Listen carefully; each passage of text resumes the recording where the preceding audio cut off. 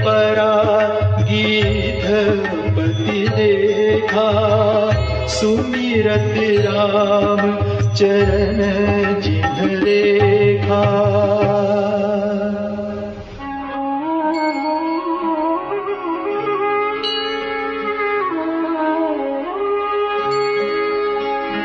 कर सरोज सिर पर से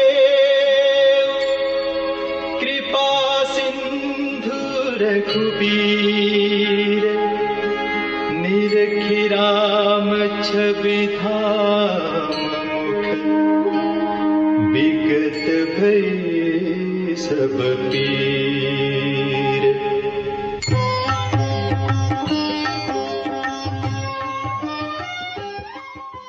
तो आगे उन्होंने देखा कि गीधपति जटायु जो है वो पड़े हुए हैं और वे रामचंद्र जी के चरणों की रेखा का स्मरण कर रहे हैं। कोई कोई भगवान रामचंद्र के नखमणि के उपासक हैं, कोई उनके तलवे के उपासक हैं, कोई फूल के उपासक हैं, कोई पनही के उपासक हैं, कोई पादुका के उपासक हैं।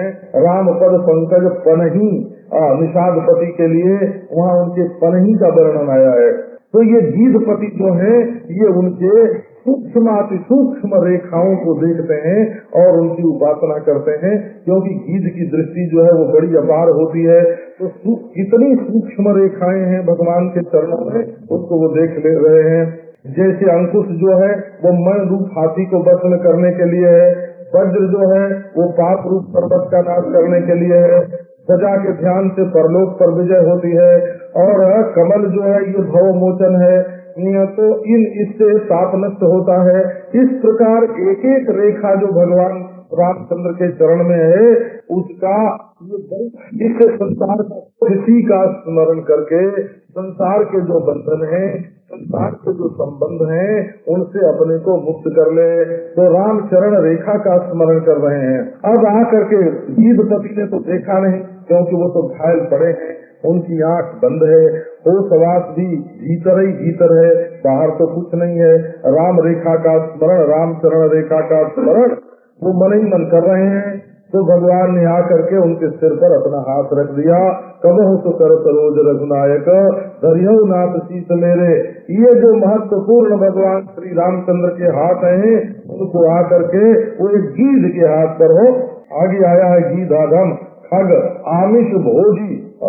कितनी छोटी नाचीज है गीध, और भगवान रामचंद्र कितने बड़े हैं। लेकिन जब कृपा की जाती है, शरणागत जो है, प्रेमी जो है, उसके ऊपर जब कृपा की जाती है तब उसका दोष नहीं देखा जाता। दोषो यद्यपि तस्य स्यात् सताम एतदगर्हितम, कितना बड़ा भी दोषी होए, लेकिन सत्पुरुष जो है वो दोष की ओर नहीं देखते हैं, वो उसके निश्चल शरणागति को देखते हैं। रघुवीर कृपा सिंधु हैं, गीध के सिर पर हाथ रख दिया, गोद में उठा लिया हो। अब जटायु की आंख खुली, उन्होंने छविधाम श्री रामचंद्र का मुख दिखाया।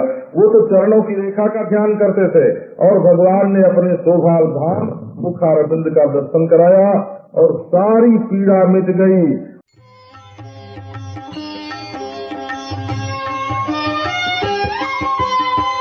तब कह गीध बचन धरि धीरा, सुनहु राम भंजन भव धीरा। नाथ दसानन यह गति कीनी, तिहि खल जनक सुता हरि कीनी।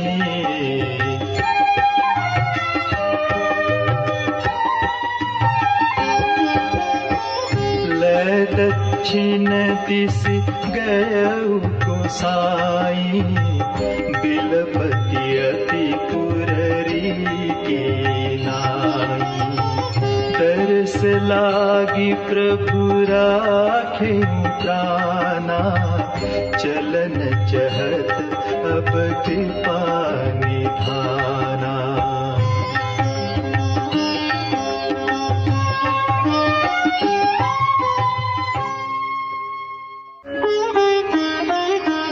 राम कहा तनु राखहु ताता, मुख मुस्काई कहे तेहि बाता।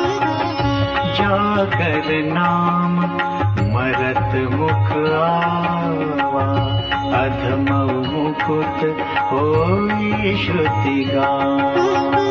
सोमम लोचन गोचर आगे, राखहु देह नाथ के खांगे। जल भरी नयन कहहि रघुराई, तात कर्म निज ते गति पाई। परहित बस जिन के मन माही, तिन्ह कहूँ जग दुर्लभ कछु नाहि।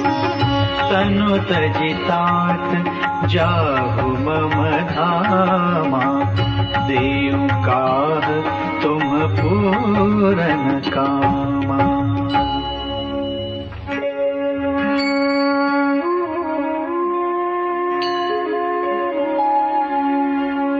सीता हरन तात जनी, कहु पिता सन जाय। जो मैं रामत कुल सहित, कही दशा नन आय।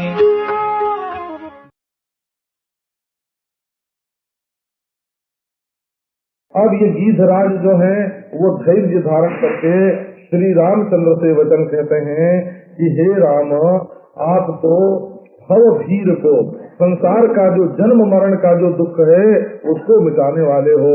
भव भीर माने जन्म मरण का जो दुख है, जन्म मृत्यु का दुख। तो हे नाथ, ये गति हमारी दशानन ने की है, जिसके 10 मुंह हैं, 10 इंद्रियां जिसके मुंह हैं, ऐसा जो ये मोहांधकार रूप रावण है, तो उसने ये गति हमारी की है और उसी दुष्ट ने जनक सीता का हरण कर दिया है।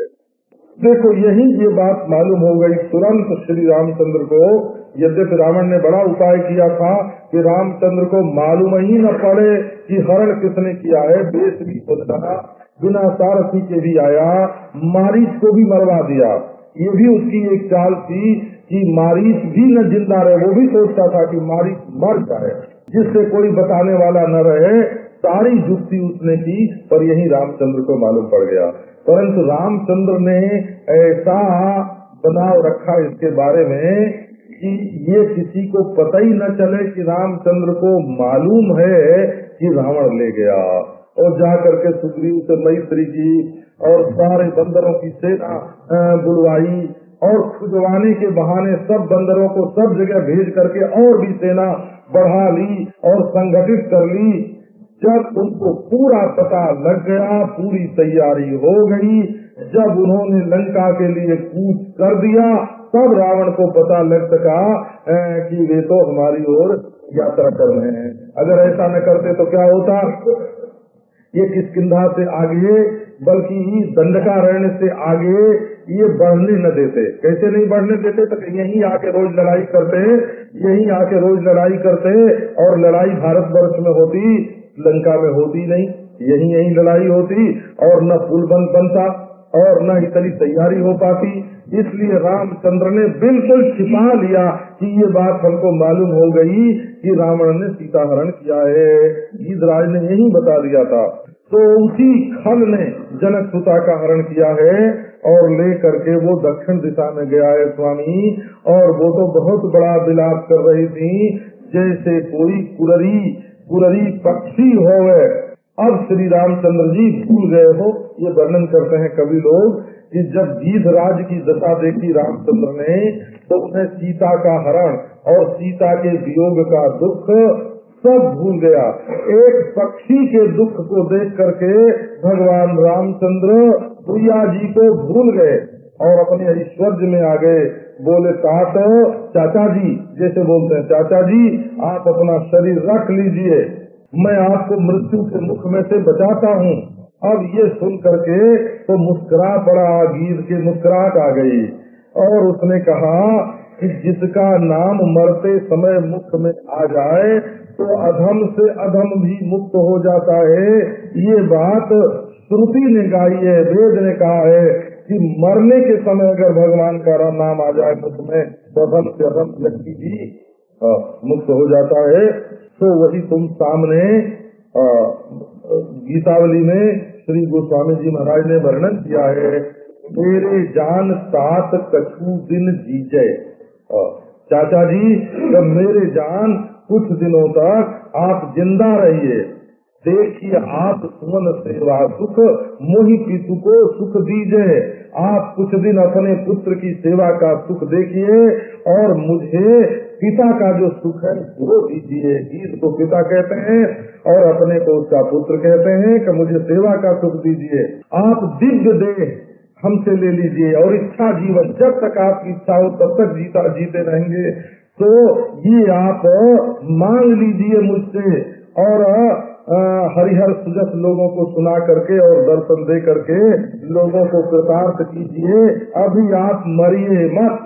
ऐसे रामचंद्र भगवान ने गीधराज से कहा। देखी बदन सुनि बचन अमीयतन राम नयन जल भीजे, बोलो विहत विहंग रघुबर बलि कहो सुभाए पति जय। देखी बदन सुनि बचन अमीय तन राम नयन जल भीजे। अब गीधराज का मुख देख करके और उसकी बात सुन करके अब रामचंद्र ये गीधराज देखते हैं रामचंद्र को, उनके वचनामृत का श्रवण करते हैं और रामचंद्र के जो आंसू गिरते हैं उनसे गीधराज का शरीर भीगता जा रहा है। देखी बदन सुनि बचन अमीय तन राम नयन जल भीजे। रामचंद्र के नेत्र से जो आंसू गिरते हैं उससे गीध का शरीर भीग रहा है। बोलो विहत विहंग रघुबर बलि कहो सुभाओ पति जय। वो हंस करके बोला कि रघुबर मैं निछावर जाऊं, मेरे स्वभाव पर आप विश्वास कीजिए। मेरे मरिते सम न चारि फल हो ही तो क्यों न कहीजे। मेरे मरने के समान तो चतुर्वर्ग धर्म अर्थ काम मोक्ष चारों नहीं है। तुलसी प्रभु दियो उतर मो नहीं, परी मानव प्रेम सही जय। भगवान कुछ बोले नहीं। उसने कहा कि यदि हमारे मरने के समान 4 फल हो तो आप बताइए मुझे। और रामचंद्र तो चुप हो गए। मानो गीध राज की प्रेम वाणी पर उन्होंने अपनी सही कर दी कि गीध राज तुम जो कहते हो तो सही है। तो सो मम लोचन गोचर आगे राखऊं देह नाथ के ही खांगे। तो वही प्रभु की मरने के समय जिनका नाम आ जाए मुख में तो अधम से अधम भी मुक्त हो जाता है, वो मेरे सामने लोचन गोचर हो रहा है, दर्शन दे रहा है। अब मैं कौन सी ऐसी कमी है जिसके कारण इस समय शरीर को रख लूं स्वामी। अब तो रामचंद्र की आंखों में आंसू हैं और वो कहते हैं कि ताकर तुम्हें अपने शुभ कर्म से बड़ी श्रेष्ठ गति की प्राप्ति हुई। ये श्रेष्ठ गति दी रामचंद्र ने, लेकिन कहते ये नहीं कहते हैं कि हमने तुमको ये सदगति दी। कहते ये हैं कि तुम्हें अपने कर्मों के फल स्वरूप इस गति की प्राप्ति हुई है। परहित बस जिनके मन माही तिन कहा जगत दुर्लभ कछु नाही। इस प्रसंग को प्राप्त करके कहते हैं कि जिनके मन में दूसरे की भलाई बसती है उनके लिए संसार में कुछ भी दुर्लभ नहीं है। तो तात तुम इस शरीर को छोड़ करके मेरे धाम में जाओ और तुमको मैं क्या दूं, क्योंकि तुम तो पूर्ण काम हो। मैं तुमको दिव्य देह देना चाहता हूँ, इच्छा मृत्यु देना चाहता हूँ, वो भी तुमको पसंद नहीं है। तो तुम तो पूर्ण काम हो, अब पूर्ण काम को कोई क्या देगा। तो एक बात ध्यान में रखना कि तुम जा करके दशरथ जी से सीता हरण मत कहना। उसके पिताजी वहाँ हैं, वो सुनेंगे कि वन में सीता जी तो हमारे वन के आगमन से ही दुखी हैं और दूसरे उनको पता चलेगा कि सीता जी का हरण हो गया तो और दुखी होंगे। यदि मैं राम हूँ तो दशानन स्वयं अपने वंश सहित जा करके हमारे पिताजी से कहेगा कि तुम्हारी पुत्र वधू का मैंने हरण किया था और रामचंद्र ने हमको मार करके यहाँ भेज दिया और अपनी पत्नी को ले गए। ये मन दोनों बात जब एक साथ मालूम पड़ेगी, पहले तो दुख होगा परंतु पीछे सुख हो जाएगा। यदि कोई दुख की बात हो पहले और बाद में सुख होने वाला हो तो दोनों एक साथ कहने से दुख नहीं व्यापता है। यहाँ एक यही प्रसंग है कि पहले जो वर्णन आया है कि दशरथ जी शरीर छोड़ करके देवताओं के लोक में गए, परंतु वहाँ देवताओं के लोक का अर्थ इंद्रादि देवताओं का लोक नहीं है, भगवान का धाम ही है वो। भगवान के धाम में ही गए। क्यों? जहाँ जटायु जा रहे हैं और जहाँ रावण जाएगा उसी जगह दशरथ है। वहाँ एक लोक से दूसरे लोक में जाना आना होता है, मिलना जुलना होता है। कहीं जटायु के मन में आई कि हम दशरथ से मिलें तो दशरथ उनके पास आ जाएंगे। और रावण भी जब वहाँ जाएगा तो उसके मन में जो यहाँ राग द्वेष है वो वहाँ भगवत धाम में जाने पर तो रहेगा नहीं। तो सब प्रेम से मिलेंगे, परस्पर बातचीत करेंगे। तो हमारे बल और उसका जब वर्णन करेगा रावण तब हमारे पिताजी को बड़ा संतोष होगा, ऐसा समझ करके भगवान श्री रामचंद्र मना कर रहे हैं। खबर तो तब सुनाना जब कोई अच्छी हो, और बुरी खबर सुनाना हो तो पहले बहुत वो सुनाने की योग्यता सबके अंदर नहीं होती है, उसको बड़ी योग्यता से सुनाना पड़ता है। गीत देह तज धरि हरि रूपा, भूषण बहुपट पीत अनूपा, श्याम गात विशाल भुज चारी, स्तुति करत नयन भरि बारी।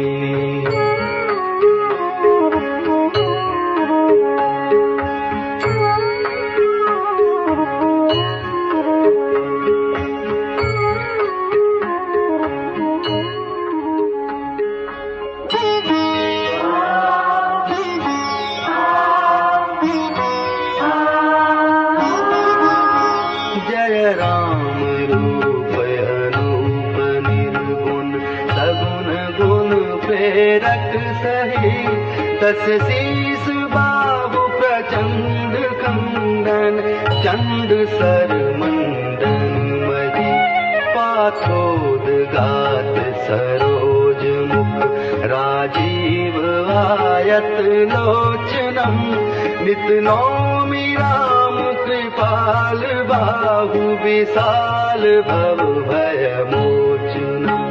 श्री राम जय राम, श्री राम जय राम, बलम प्रमेय मनादि मजम व्यक्त मेघम गोचरम, गोविंद गोपर गंबहर, विज्ञान घन धरणी धरम, जय राम मंत्र जपंत संत, अनंत जन मन रंजनम, नित नौमि राम अकाम प्रिय, कामादि खल दल रंजनम। श्री राम जय राम, श्री राम जय राम, जय श्रुति निरंजन ब्रह्म व्यापक, विरजन जगहि गावहि,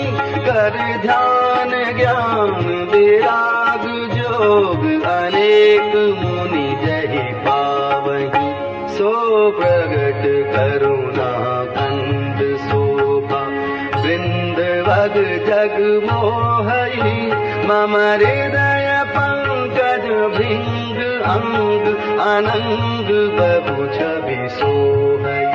श्री राम जय राम, श्री राम जय राम, जो अगम सुगम सुभाव निर्मल, असम सम शीतल सदा, पश्यन्ति जन जोगी जतन, करि करत मन को बस सदा, सो राम रमा निवास संतत, दास बस त्रिभुवन धनी, मन उर बसौ सो समन संस्कृति, जासु कीरति पावनी।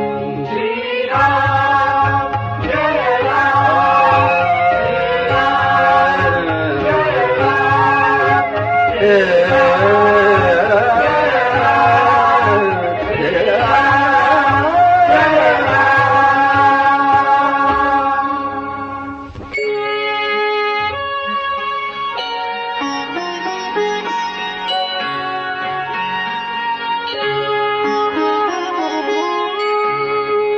बिरल भगति मागी बर, गीध गयो हरिधाम।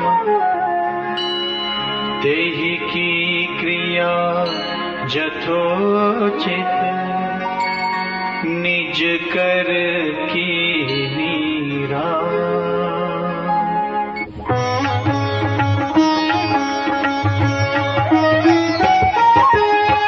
कोमल चित अति दीन दयाला, कारण बिनु रघुनाथ कृपाला। गीध अधम खग आमिष भोगी, गति दीनी जो जाचत जोगी। सुनहु उमा ते लोग अभागी, हरि तजि होहि विषय अनुरागे। पुनि सीतहि।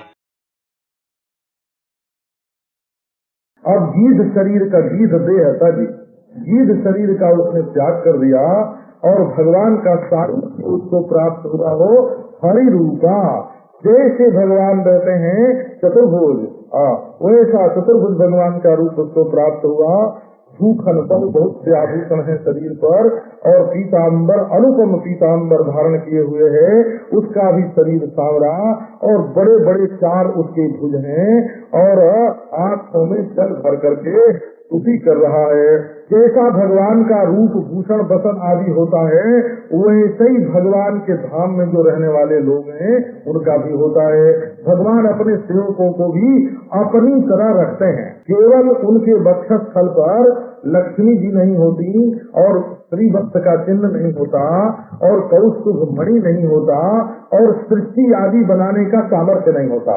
इन 4 बातों को छोड़ करके बाकी सारी बात पर भगवत धाम निवासियों की भगवान सरीखी होती है। अपने नौकर को भी अपनी तरह रखना चाहिए, है ना। ये भगवान के धाम का ये कानून है। तो महाराज अब जटायु जी आंखों में आंसू भर करके स्तुति कर रहे हैं कि हे जय राम रूप अनूप, निर्गुण सगुण गुण प्रेरक सही। हे अनुपम रूप वाले श्री रामचंद्र, आपकी जय हो। आप ही निर्गुण हैं और आप ही सगुण हैं। स्वरूप से आप निर्गुण हैं, देखने में सगुण हैं, क्योंकि माया के जो 3 गुण हैं उनके सही प्रेरक आप ही हैं। ये आपके जो बाण हैं बड़े प्रचंड हैं। कैसे प्रचंड हैं?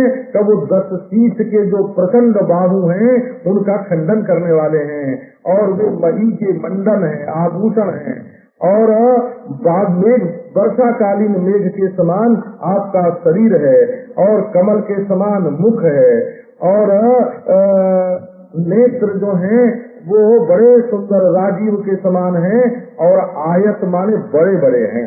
आप बड़े कृपालु हैं, आपके बाहु विशाल हैं, और वो भय को छुड़ाने वाले हैं। तो हम नित्य आपको नमस्कार करते हैं। असल में भगवान के नेत्र, भगवान के भुज, जितनी चीज होती है ना भगवान की, एक एक चीज सब संसार से मुक्त करने वाली होती है वो। तो इसीलिए श्यामल गात प्रणत भय मोचन। भगवान का शरीर कैसा?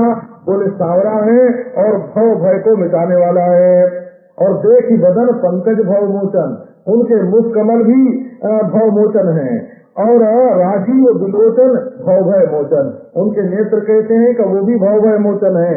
और सुमिरत श्री रघुवीर की बाहें, होत सुगम भव उदधि अगम अति, को लांघत को उसरत खाएं। जो भगवान के हृष्ट पुष्ट बलिष्ठ भुजदंड का स्मरण करता है वो भी भव सागर से पार हो जाता है। एक एक वस्तु भगवान की संसार से मुक्त करने वाली है। बलम प्रमेय मनादि मज मध्यक्तमेकम गोचरम। भगवान का बल जो है वह प्रमेय है, उसकी कोई नाप तौल नहीं कर सकता। अनादि है, अजन्मा है, अव्यक्त है, एक है, अगोचर है, गोविंद है माने संपूर्ण श्रुतियों के प्रतिपाद्य है, गोपर इंद्रियों से परे हैं, और सुख दुखादि द्वंद्वों को मिटाने वाले हैं, विज्ञान घन है, और धरणीधर हैं, सबके अधिष्ठान हैं। जो राम मंत्र का जप करते हैं, जो संत राम मंत्र का जप करते हैं, वो राम मंत्र कैसा है कि अनंत है, जन मन रंजन है। ऐसा जो संत लोग इन्हीं का जप करते हैं, इन्हीं के मंत्र का जप करते हैं, और ये राम जो है वो अकाम के प्रिय हैं और कामादि खलदल के गंजन हैं, ऐसे रामचंद्र को हम नमस्कार करते हैं। ये सब ये जो छंद हैं ये संस्कृत भाषा में नहीं है, ये सब हिंदी भाषा में ही है। वो देखने में ऐसा इनका रूप ऐसा मालूम पड़ता है, मालूम ये संस्कृत में लिखे गए हों। श्रुतियाँ जो हैं जिनको निरंजन ब्रह्म व्यापक विरज अज कह करके गान करती हैं, और अनेक तो मुनि हैं वो जिनका ध्यान करके ज्ञान विराग योग करके जिन्हें प्राप्त करते हैं, वो करुणाकंद स्वयं भगवान प्रकट हो गए हैं और अपनी शोभा वृंद से अग जग चराचर को मोहित कर रहे हैं। और वे जो हैं वो मेरे हृदय रूपी कमल में भृंग के समान सांवरे सांवरे भौरे के समान बैठे हुए हैं, और उनके एक एक अंग में बहुत बहुत अनंगों की जो छवि है वो शोभायमान है। वो अगम है अभक्तों के लिए और सुगम है भक्तों के लिए, स्वभाव से ही निर्मल हैं और उनके समान कोई नहीं है, असम है और सम शीतल सदा, और सबके प्रति सम है और सदा शीतल हैं। बड़े बड़े योगी लोग जो हैं वो यत्न करके उनका दर्शन करते हैं और उन्हीं के दर्शन के लिए अपने मन और इंद्रियों को बसने करते हैं। वो रमा निवास राम जो हैं वो हमेशा दासों के बस में रहते हैं, यद्यपि वो स्वयं त्रिभुवन धनी हैं। ये प्रभु मेरे हृदय में निवास करें, जो संसार के दुख को समन शांत करने वाले हैं और जिनकी कीर्ति पावन है। जटायु जी ने 5 बात असल में कही है। एक तो भगवान का सगुण रूप, और एक भगवान का निर्गुण रूप, और एक उनका राम मंत्र और एक अवतार और एक भक्त पराधीनता। सो राम रमा निवास संतत दास बस त्रिभुवन धनी। ऐसे जो भगवान हैं वो सदा दास के बस में रहते हैं। तो सगुण रूप, निर्गुण रूप, राम मंत्र, रामावतार और रामचंद्र भगवान जो हैं इतने महान होने पर भी भक्तों के वश में हैं, ये बात कही। तो इस प्रकार गीध ने स्तुति की और भगवान से वर में अविरल भक्ति मांगी। जिस बड़ी चीज बीच में न आवे, भगवान ही भगवान, विरल न होने पावे, बीच में कोई घटपट आदि दूसरे पदार्थ न आने पावे, निरंतर भगवान की भक्ति बनी रहे, ऐसा वर मांग करके गीध भगवान के धाम में गया।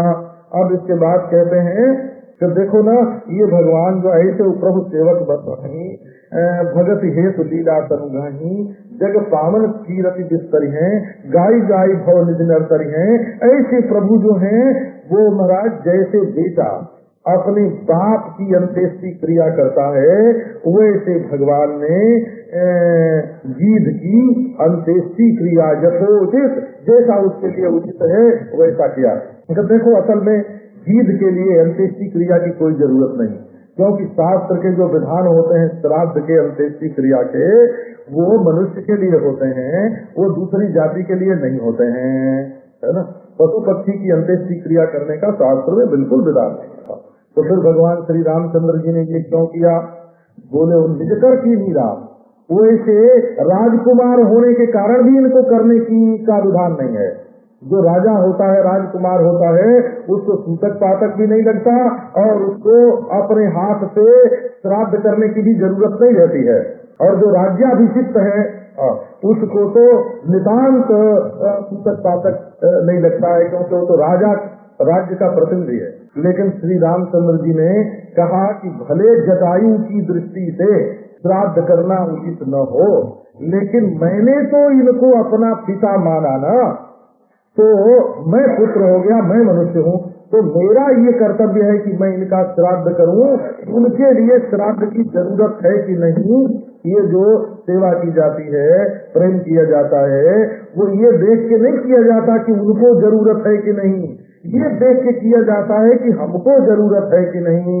तो श्री रामचंद्र भगवान ने यथोचित उनकी अंत्येष्टि क्रिया की और अपने हाथों से उनका दाह संस्कार किया। वो कोमल चित्त, भगवान का जो चित्त है वो कोमल है और दीन पर तो अति दयालु हैं, और बिना किसी कारण के, ये नहीं कि कोई ये सेवा करे ये दे तो उसके ऊपर कृपा करते हैं, वो तो बिना किसी कारण के ही कृपा करते हैं। ऐसे श्री रघुनाथ जी हैं।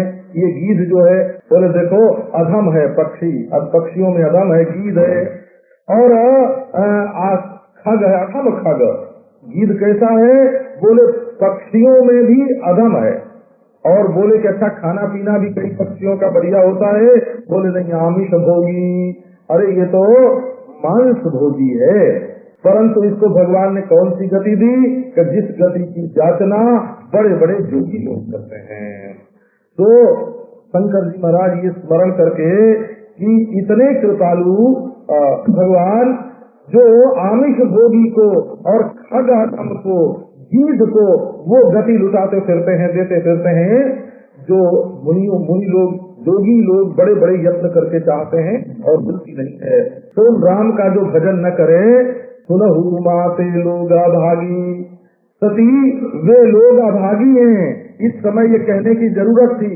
इसी ही मौके पर जब श्री रामचंद्र व्याकुल होकर के ढूंढ रहे थे सीता जी को, तभी तो सती जी आई थी सीता का वेश बना करके।